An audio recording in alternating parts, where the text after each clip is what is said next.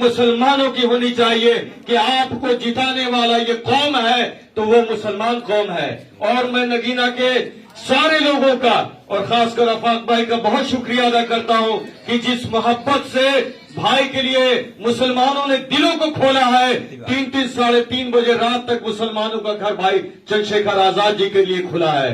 और यकीन मानिए कि जिस दिन नगीना से चंद्रशेखर आजाद जी जीत कर जाएंगे, भारत का दलित और मुसलमान इस नगीना का एहसानमंद होगा। और इस नगीना के मुसलमानों का इसलिए भी शुक्रिया अदा करना चाहता हूं कि नगीना ने कि मुसलमानों ने हमेशा ऐसे लीडर को पैदा किया जो सत्ता में बैठे नहीं थे। बिहार से भी 2 लोग आए, लड़े और यहां से जीत गए घर। नगीना में बहन जी को भी पैरों पे खड़ा करने वाला यही शहर नगीना था।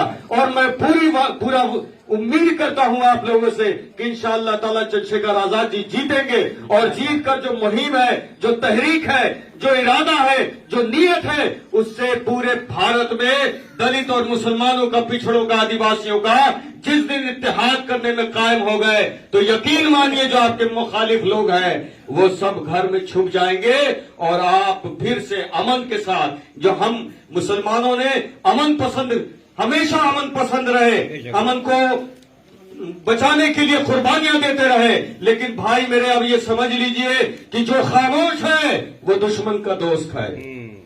इसलिए उन खामोश लोगों को भी अगर चंद्रशेखर आजाद जी जीतते हैं, जो लोग आपको सेकुलर कहते हैं और टोपी और दाढ़ी रखे हुए मुसलमानों के साथ फोटो खिंचवाने में खौफजदा होते हैं और आपके रहनुमाओं की मौत पर इशारों में बात करते हैं, वो सब आपके दुश्मनों का साथ दे रहे हैं। क्योंकि कोई जेल से बच रहा है, कोई जान से बचने की कोशिश कर रहा है।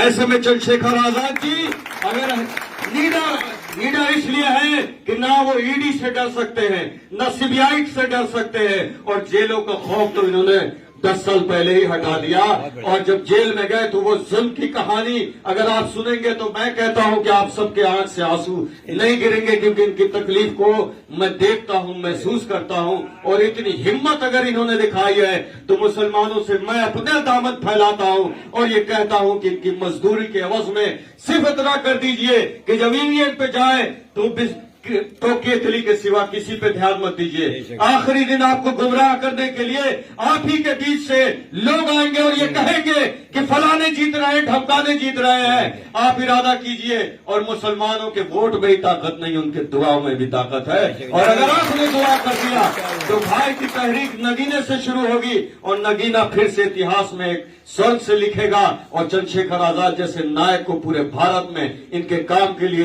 इनके इत्तेहाद के लिए और आपकी हर लड़ाई में चंद्रशेखर आजाद जी ने हमेशा आवाज उठाई है। चाहे मौलाना साद साहब का मामला हो, बिजनौर का मामला हो, एनआरसी का मामला हो, सीएए का मामला हो।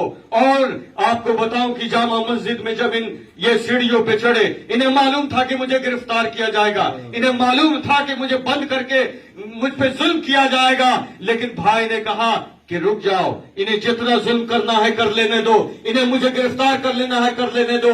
लेकिन मेरी 2 जिम्मेदारी है कि एनआरसी के खिलाफ मेरी आवाज भी बुलंद हो और यहाँ के किसी भी मुसलमानों पे एक लाठी या खरोच तक ना आए। और भाई वहां मोटरसाइकिल से तनहा पहुंच गए और जाकर सीना तान कर खड़े हुए और बोले कि मैं खिताब कर लूं, उसके बाद जिसको अरेस्ट करना है कर लेना, चंद्रशेखर आजाद यहां से नहीं भागेगा।